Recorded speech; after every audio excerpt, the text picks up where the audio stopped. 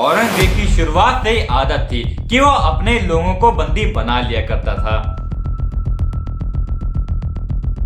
तो यहाँ पे औरंगजेब के लिए एकदम फिट लाइन बैठती है, धोबी का कुत्ता ना घर का ना घाट का।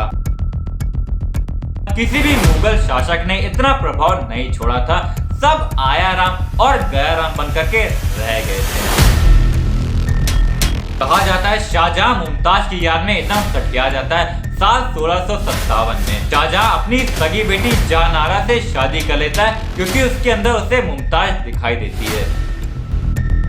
औरंगजेब ने जब शाहजहां को बंदी बना लिया था तो उसके 5 निकम्मे बेटे भी थे, और भी उसके 5 बेटे थे, पर उसका इतिहास में इतना नाम नहीं है। तो मुगल अंपायर बहुत ही अच्छा कर रही थी शाहजहां के समय तक। फिर औरंगजेब के लालसा और सियासत की हवस ने मुगल के अंदर दरार और धोखाधड़ी का बीज डाल दिया था। ये सब शुरू होता है औरंगजेब के शाहजहां को बंदी बनाने के समय से, जब शाहजहां ने मुमताज की याद में ताजमहल बनवाया था और उनकी बेगम अपने 14वें बच्चे को जन्म देते हुए साल 1631 17 जून को चल बसी थी। उस समय ताजमहल का कॉन्सेप्ट काफी लोगों को पसंद नहीं आया था, जैसे कि मुराद बख्श, जय सिंह फर्स्ट और सरिश्ता खान, उसमें से एक औरंगजेब भी था। पर जब शाहजहां ने अपनी बेटी जहानारा बेगम से शादी कर ली थी, क्योंकि उसको अपनी सगी बेटी में मुमताज दिखाई देती थी, और उसके नाम पर दिल्ली और आगरा में जामा मस्जिद भी बनवा दिया था। और यही नहीं, कहा जाता है शाहजहां काला ताज भी बनवाना चाहता था यमुना नदी के पास, ठीक मुमताज महल के वर्टिकल डायरेक्शन में, और वो चाहता था कि उसके शरीर को काला ताज के अंदर ही दफन किया जाए। तो औरंगजेब ने उसको बंदी बना लिया था। कहा जाता है शाहजहां मुमताज की याद में इतना सठिया जाता है साल 1657 में कि मुगल की सियासत और वकार को बचाने के लिए औरंगजेब ने शाहजहां को साल 1658 में आगरा फोर्ट के अंदर कैद कर लिया था। तो अभी आप लोगों ने देखा होगा मूवीज में, और काफी लोगों ने इसके ऊपर ऑलरेडी वीडियो बना दिए संभाजी महाराज और शिवाजी के ऊपर, जो कि सभी सच्ची घटनाओं पे आधारित है। तो मैं इसके आगे की स्टोरी सुनाता हूँ आप लोगों को। तो संभाजी महाराज के जाने के बाद मराठा पूरी तरीके से कमजोर पड़ गई थी। इसके बाद राज्य को राजा राम ने संभाला था, पर ज्यादा समय तक वो भी मराठा का परचम नहीं लहरा पाए थे। आधे से ज्यादा मराठा संभाजी के दर्दनाक मौत से रिकवर नहीं हो पाए थे। ऊपर से मराठा सेना इतनी मजबूत भी नहीं थी कि दोबारा से औरंगजेब पर हमला करके मुगल की रीढ़ की हड्डी तोड़ सके। तभी कहानी में एंट्री होती है रानी ताराबाई की, जो राजा राम महाराज की पत्नी थी। उन्होंने औरंगजेब पर दोबारा से हमला करने का सोचा था। अपने सेनापति हम्बी राव मोहिते के साथ मिलकर मुगल पर दोबारा हमला किया। फिर मराठा सेना ने औरंगजेब की फौज को हरा भी दिया था, पर मैंने जैसा कि बताया था आर्मी कमजोर होने की वजह से और राजा राम के सन 1700 में डेथ के बाद मराठाओं ने अपना उत्तराधिकारी संभाजी और यसुबाई के बेटे साहूजी महाराज को सियासत सौंप दी थी, जो महज उस समय मात्र 9 साल के थे। सन 1700 में मराठा कमजोर होते जा रही थी, तो ताराबाई जो बाद में मराठाओं की राजमाता भी बन गई थी, उन्होंने अपने कदम आगे बढ़ाए। मुगल की सेना को साल 1704 20 अक्टूबर में हराने के बाद उन्होंने मराठा सरकार की दोबारा से स्थापना की थी। लेकिन उस समय गद्दी संभालने के लिए साहूजी बहुत छोटे थे, तो उन्होंने रिजेंट के रूप में मराठाओं का प्रतिनिधित्व किया था। देखो, रिजेंट का मतलब है जब कोई माइनर राज्य संभालने के योग्य नहीं होता और डिसीजन लेने और सियासत की राय देने में उनकी मेन भूमिका होती है। ये ठीक बाहुबली मूवी में आप लोगों ने ऑलरेडी देख रखा है, राजमाता वाला ये वही कॉन्सेप्ट है। फिर साल 1708 आते आते ताराबाई की भी मृत्यु हो जाती है, पर तब तक मराठा पहले के मुकाबले अब स्थिर हो गए थी। उसके बाद साहूजी ने सियासत संभाली थी, पर छोटे होने के कारण उनकी रिजेंट दोबारा से बालाजी विश्वनाथ को दे दी गई थी। और दूसरी ओर शिवाजी सेकंड, जो कि ताराबाई के बेटे थे, उनको कोल्हापुर की सियासत दे दी गई थी साल 1700 के शुरुआत में। जहां औरंगजेब की शुरुआत से आदत थी कि जो भी उसके खिलाफ विद्रोह करता या उसके पक्ष में चीजें नहीं जाती तो वो अपने लोगों को बंदी बना लेता था। ऐसा वो इसलिए करता था क्योंकि उसको डर था कहीं उसकी दौलत और सियासत उससे छीन ली जाएगी और मुगल कमजोर पड़ जाएगी। जैसा उसने शाहजहां को बंदी बनाया था, ठीक उसी तरह उसके 5 निकम्मे बेटे भी थे और भी 5 बेटे थे जिनका इतिहास में इतना कुछ खास नाम नहीं है। उसमें से एक बेटा जो मुगल राज्य गद्दी संभालने के लायक था, उसको भी औरंगजेब ने बंदी बना लिया था, जो मुगल के इतिहास की सबसे बड़ी गलती मानी जाती है। तो मैं बात कर रहा हूँ औरंगजेब के सबसे चहीते बेटे मोहम्मद कम बख्श की, जिसने अपने पिता के खिलाफ ही बगावत कर दी थी सियासत के लिए, जबकि औरंगजेब खुद उसको अपनी गद्दी सौंपने वाला था। और साल 1707 में कम्बख्श को जब कैद किया गया औरंगजेब द्वारा, तो कम्बख्श ने कैद में अपनी प्राण त्याग दी थी। तो यहाँ सवाल है, जब औरंगजेब उसको अपनी सियासत देने वाला था तो कम्बख्श को कैद क्यों किया गया और उसने अपने पिता के खिलाफ बगावत क्यों कर दी सियासत के लिए?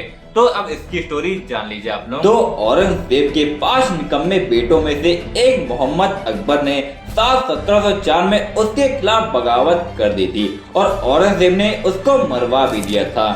तो ये इंसिडेंट होने के बाद औरंगजेब चाहता था उसका छोटा बेटा कम्बख्श उसका उत्तराधिकारी बने और आगे दोबारा ऐसी बगावत ना हो, तो बाकी बेटों को वो धीरे धीरे बंदी बनाते जा रहा था। तो ये देखकर कम्बख्श को लगा कि औरंगजेब उसको राज्य से दूर कर रहे हैं, पर कम्बख्श की सौतेली माँ उदयपुरी महल जो राजपूताना घराने से बिलोंग करती थी, उन्होंने कम्बख्श को ही औरंगजेब के खिलाफ भड़का दिया था कि औरंगजेब के जाने के बाद उसकी सल्तनत उसके दूसरे बेटे आजम शाह को सौंप दी जाएगी। और उदयपुरी चाहती थी कि वो अपने पिता के खिलाफ ही बगावत कर दे, जैसा अकबर ने साल 1704 में किया था, और सियासत के लिए अपनी हकदारी और प्रबल दावेदारी सिद्ध करे। तो अब यहाँ सवाल आता है कि उदयपुरी महल जो औरंगजेब से इतना प्यार करती थी, जो कि इतिहास में भी इसके बारे में लिखा हुआ है, और उसकी बेगम भी बन गई थी, तो उसने उसके बेटों को औरंगजेब के खिलाफ क्यों करवा दिया? देखो, रानी उदयपुरी के राजपूत संबंधी जसवंत सिंह के इलाके को औरंगजेब धीरे धीरे कब्जा करते जा रहा था और राजपूतों और हिंदुत्व का अपमान भी कर रहा था। ऊपर से औरंगजेब ने कम्बख्श के हक का इलाका जैसे हैदराबाद के दक्कन को छीनकर आसिफ झा को सौंप दिया था, जो उस समय उसका वो राइट हैंड था। ये सब देखने के बाद उदयपुरी को लगा मुगल में इससे अच्छा मौका नहीं मिलेगा दरार डालने के लिए, तो कम्बख्श ने अपने अन्य भाइयों के सहायता से औरंगजेब पर हमला कर दिया था। पर औरंगजेब ने बाद में उसको हराकर अपने सबसे छोटे बेटे कम्बख्श को भी बंदी बना लिया था और साल 1709 14 जुलाई को जेल में उसने अपनी प्राण त्याग दी थी। और 1707 के बगावत के समय रानी दुर्गाबाई मतलब उदयपुरी महल ने औरंगजेब की फौज से बचने के लिए खुद की जान ले ली थी, और काफी जगह लिखा हुआ है कि औरंगजेब की फौज ने उनको घायल कर दिया था, उसके वजह से वो मारी गई थी। जब मुगल का सबसे प्रोमिनेंट उत्तराधिकारी बेटा कम्बख्श को कैद कर लिया गया था, फिर औरंगजेब ने अपनी सियासत पहले आजम शाह को दी थी, पर उसके दूसरे बेटे बहादुर शाह फर्स्ट ने उसको हरा दिया था।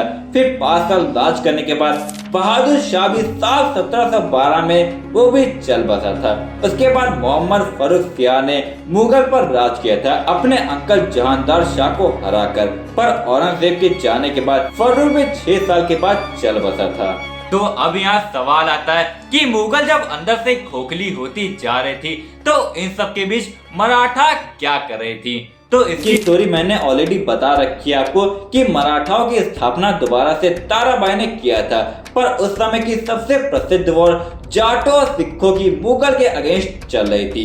इसकी मैं एक अलग से वीडियो में बात करूंगा, तो उससे पहले मैं थोड़ा सा इसके बारे में आप लोगों को बता देता हूँ। तो मराठा ने दोबारा मुगल पर हमला करने का सोचा था, पर आर्मी इतनी स्ट्रॉन्ग नहीं थी, और जब प्लान बना तो सिख और जाट मिलकर के मुगल पर हमला कर दिए थे और उनको हरा भी दिया था। तो फेमस वॉर्स हुई थी। औरंगजेब के मरने से पहले एक हमला किया गया था साल 1702 में, जिसको हम बैटल ऑफ चमकौर के नाम से जानते हैं। उस टाइम मराठा के पास पावर नहीं थी।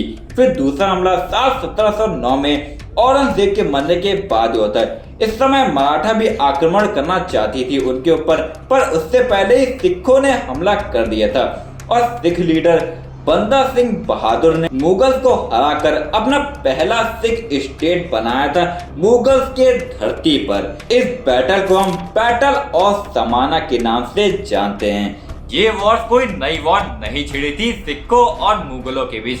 ये लड़ाई मुगलों और सिखों की साल 1621 से चलती आ रही थी। तो औरंगजेब अपनी राजधानी छोड़कर दक्कन जीतने आया था और जितना दबदबा उसका उस समय था, उसको लग रहा था कि वो दक्कन को मात्र 1 साल में हथिया लेगा। मगर उसने अपने जीवन के 24 साल वहां बिता दिए थे और हर बार उसे नाकामयाबी हासिल हुई थी। तो यहाँ पे औरंगजेब के लिए एकदम फिट लाइन बैठती है, धोबी का कुत्ता, ना घर का ना घाट का। जब औरंगजेब को लगा उससे अपनी राजधानी दिल्ली वापस लौट जाना चाहिए, तो दिल्ली भी वापस नहीं जा सका।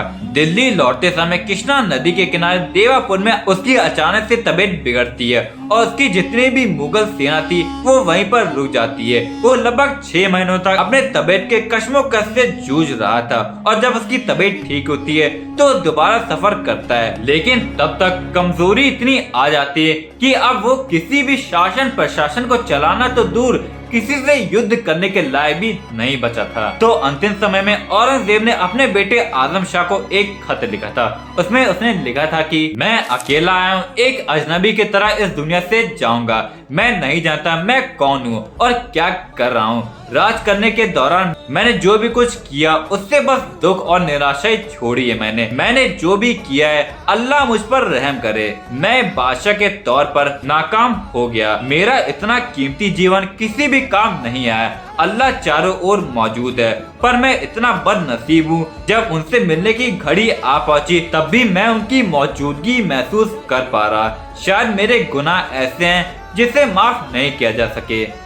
फिर 3 मार्च 1707 को वो मर गया था और बाकी की स्टोरी आपको मैंने बता चुका हूँ। औरंगजेब और उसके काबिल बेटों के मरने के बाद मुगल कोई संभाल ही नहीं पाया और उसके बाद किसी भी मुगल शासक ने इतना प्रभाव नहीं छोड़ा था। सब आया राम और गया राम बनकर के रह गए थे।